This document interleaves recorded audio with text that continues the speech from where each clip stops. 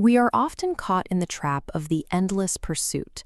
We're taught that wealth is a result of the grind, that if we just run faster and work harder, we'll eventually catch the success floating just out of reach. But this desperate chasing creates a psychological paradox. When you reach for wealth with a sense of urgency, you are biologically declaring its absence. The very feeling of wanting is a constant reinforcement of the fact that you lack, programming your mind to stay exactly where it is. In the middle of the 20th century, a mystic named Neville Goddard challenged this entire model of achievement. He proposed that our reality is shaped not by our physical efforts, but by our internal state. Goddard called this the law of assumption. It's the principle that whatever you assume to be true and accept as a present fact must eventually harden into your lived experience. This suggests a radical shift in how we view success. Instead of building wealth, we are simply selecting it, because in this framework, every possible version of your life already exists as a potential. You just have to choose the one where the wish is already fulfilled. If relentless effort is failing you, the ultimate tool for change isn't another strategy or a harder hustle. It is the ability to shift your internal state, a process that moves manifestation from a mystical idea into the specific mechanics of your brain. Imagine your life as parallel timelines, simultaneous potentials until observed by your consciousness.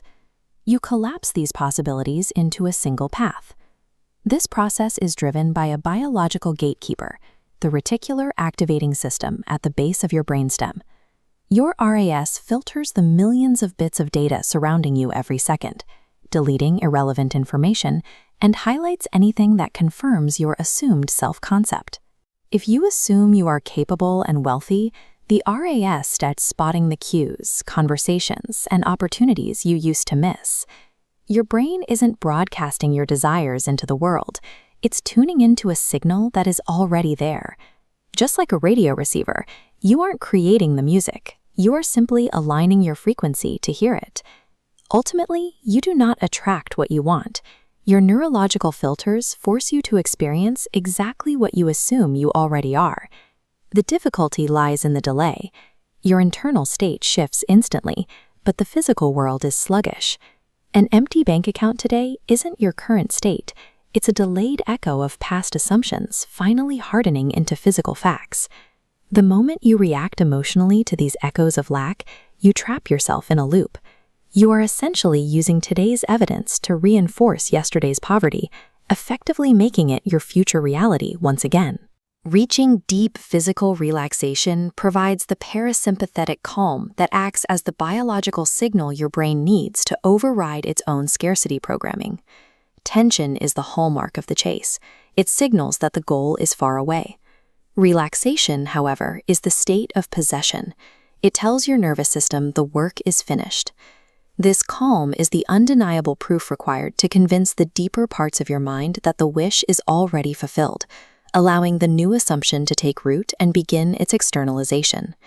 To master this, you must learn to dwell in the end.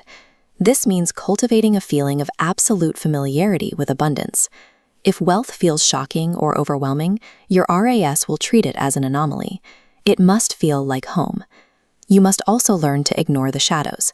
Treat your current bills and obstacles as irrelevant ghosts, old versions of a story that you have already finished writing.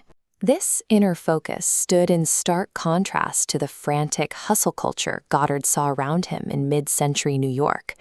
He watched people struggle for years to change the world from the outside, never realizing the power they held within. These ideas echo ancient Eastern traditions that have claimed for thousands of years that the outer world is merely a projection. They teach that when the internal observer changes, the observed reality must follow. Once your internal frequency is locked and sustained, the external world is obligated by law to reorder itself. People, opportunities, and events will seemingly conspire to match the conviction you hold. Stop the pursuit. Surrender the effort. Instead of trying to become rich, simply become the frequency of the version of you who already is. Reality is not a master to be served, but a mirror to be commanded. To continue refining the blueprint of your reality, join us by subscribing below.